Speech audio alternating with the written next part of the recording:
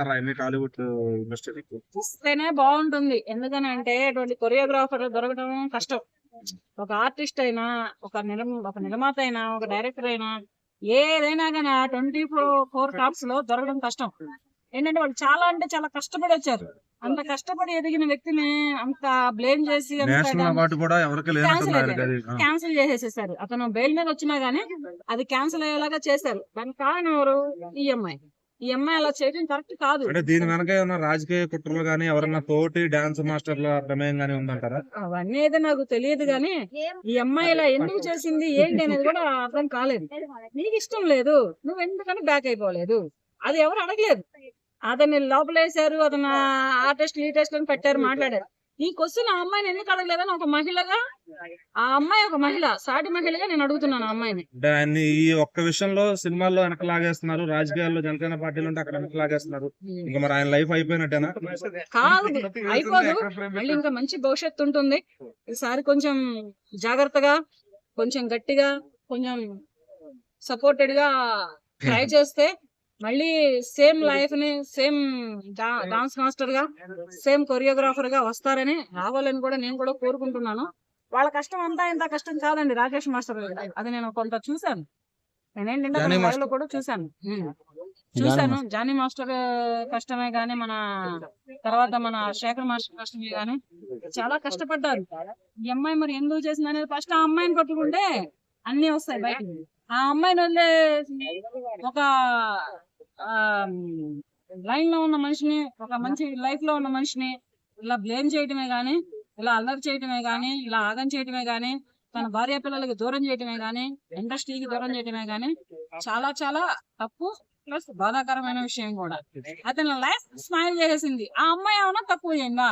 ఇప్పుడు అమ్మాయికి ఏమైనా కొన్ని కిరీటాలు ఏమైనా పెడతారా? బంగారు కిరీటాలు ఏమైనా పెడతారా? కొన్ని రాష్ట్రపతి అవార్డులు ఏమైనా ఇస్తారా?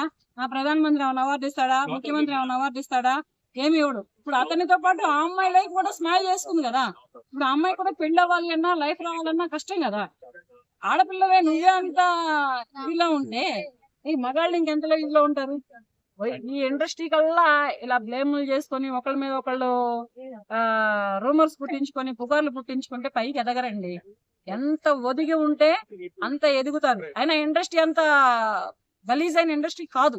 చాలా అంటే చాలా తప్పుగా మాట్లాడుకుంటున్నారు, చాలా తప్పుగా బ్లేమ్ చేస్తున్నారు. ఇండస్ట్రీలో ప్రతి ఒక్కళ్ళు ఎవరి పనులలో వాళ్ళు నిమగ్నం అవుతారు, ఎవరి పనులలో వాళ్ళు చూసుకుంటారు. పొద్దు నుంచి సాయంత్రం వరకు ఒళ్ళిరిగే చాకిరి ఉంటుంది. ఈ చాకిరి అంతా చేసుకొని 12, 9 ఇంటికి పోతే ఒళ్ళు పులిసిపోతుంది.